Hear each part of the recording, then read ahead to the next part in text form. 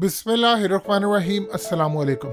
नबी पाक सल्लल्लाहु अलैहि वसल्लम की हदीस है कि हर आने वाला दौर पिछले दौर से बुरा होगा। जो हम अब तबाही देखने जा रहे हैं, शायद वो इस रुए ज़मीन पर मौजूदा सूरत हाल में पहले कभी नहीं देखी, क्योंकि इस वक्त भारत जो करने जा रहा है वो अब तक की सबसे खतरनाक, सबसे ज़्यादा खतरनाक डेवलपमेंट है। देखिए, 1998 में पाकिस्तान और भारत ने एक डॉक्यूमेंट साइन किया था, एक पॉलिसी बनाई थी जिसको कहते हैं NFU, no first use policy.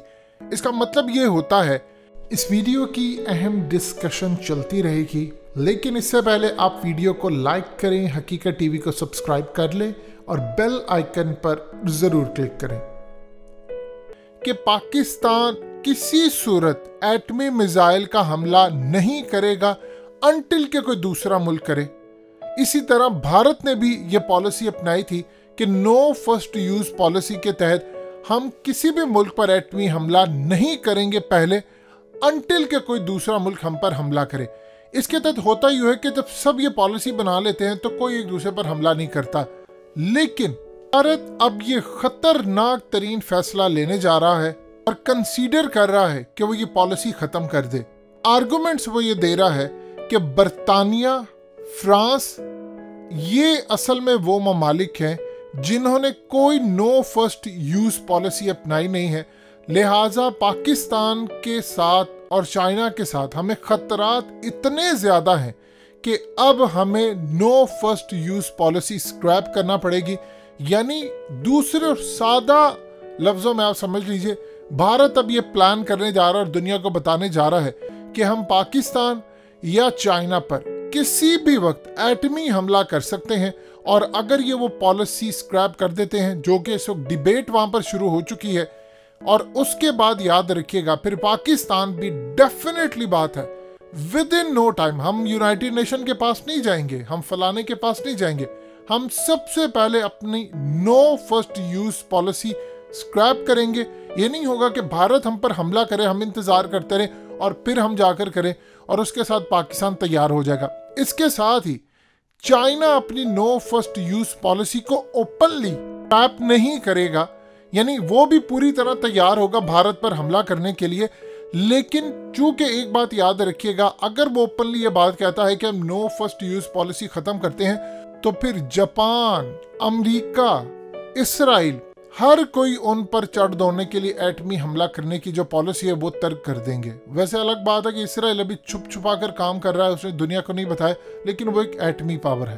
अब आप देख लीजिए, भारत के अंदर ये बात कही गई है कि पाकिस्तान का जो नसर मिसाइल है वो 50 किलोमीटर तक की रेंज रखता है और वो पाकिस्तान किसी भी वक्त भारत की तमाम मिलिट्री इंस्टॉलेशन तबाह करने के लिए उसने ये रखा हुआ है। अब सूरत हाल ये है कि भारत ने जब से शूरिया हाइपरसोनिक, एक तो उन्होंने सितंबर 2020 में इसका टेस्ट किया था और एक अक्टूबर के अंदर उन्होंने शूरिया का जो टेस्ट किया है हाइपरसोनिक वेपन का, इसमें असल में पैगाम पाकिस्तान को दे दिया था उन्होंने क्लियरली कि अब हम निशाने पर रखने जा रहे हैं पाकिस्तान को। देखिए, प्रॉब्लम इस वक्त ये आ रही है, शूरिया हाइपरसोनिक वेपन की जो स्ट्राइक कैपेबिलिटी है वो है 1000 किलोमीटर।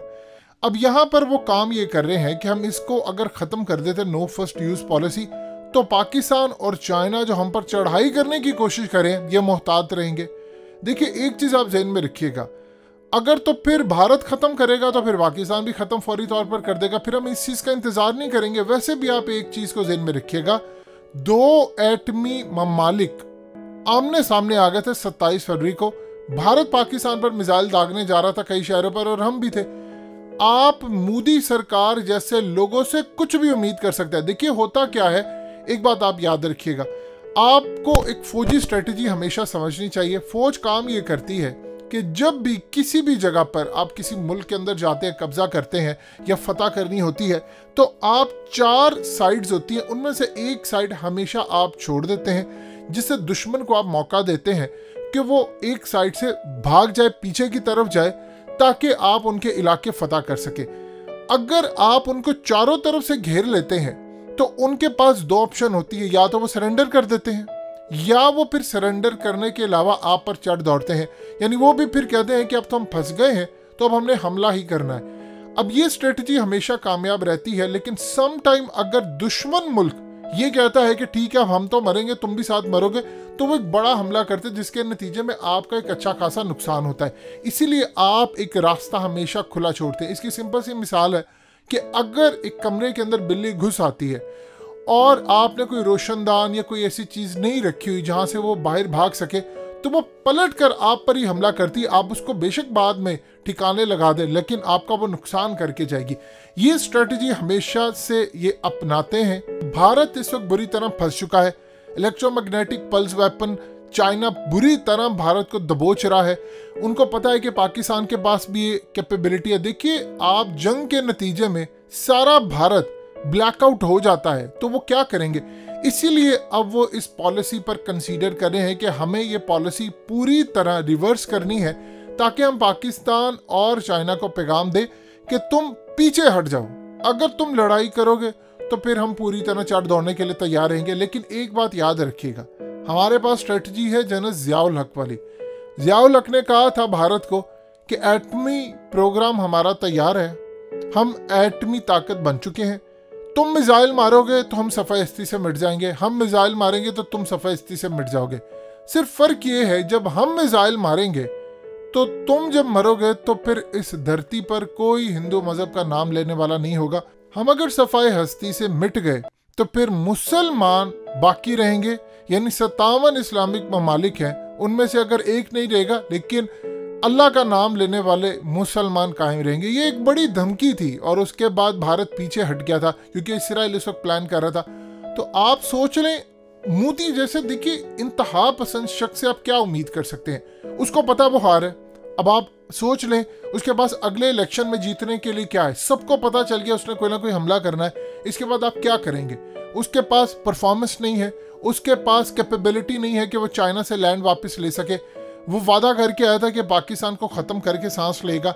अब वो पूछते हैं भारत के अंदर कि तुम इंतहा पसंदी, आप देख लें इतनी हो चुकी है, स्पीचेस वहाँ पर हो रही हैं कि वो कह रहे हैं कि नथुराम गोडसे को सलाम है, गांधी को नहीं छोड़ना और उसकी नज़रियात को भी ख़त्म कर रहे हैं। यानी इसको नथुराम गोडसे को सलाम कर रहे हैं कि गांधी को हमने छोड़ना नहीं है, उनके नज़रियात ख़त्म करेंगे तो गांधी को ख़त्म करेंगे।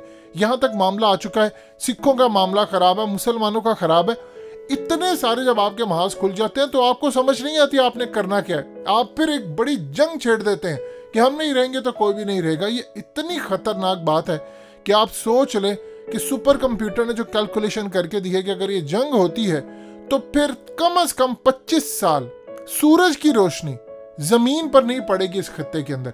और खाली याद रखिएगा, पाकिस्तान और भारत की अगर एटमी जंग होती है तो चाइना भी नहीं बच पाएगा, और अगर चाइना नहीं बचेगा तो पूरी दुनिया वैसे ही डूब जाएगी।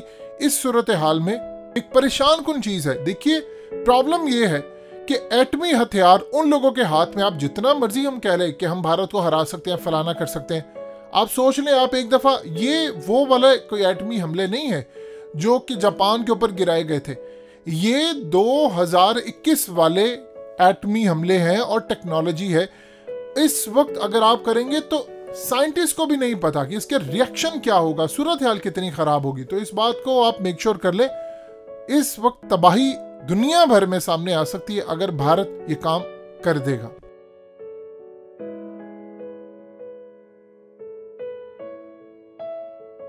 हकीकत टीवी को सब्सक्राइब करना मत भूलें, वीडियो को लाइक करें, शेयर करें और कमेंट सेक्शन में अपनी राय का इजहार जरूर करें।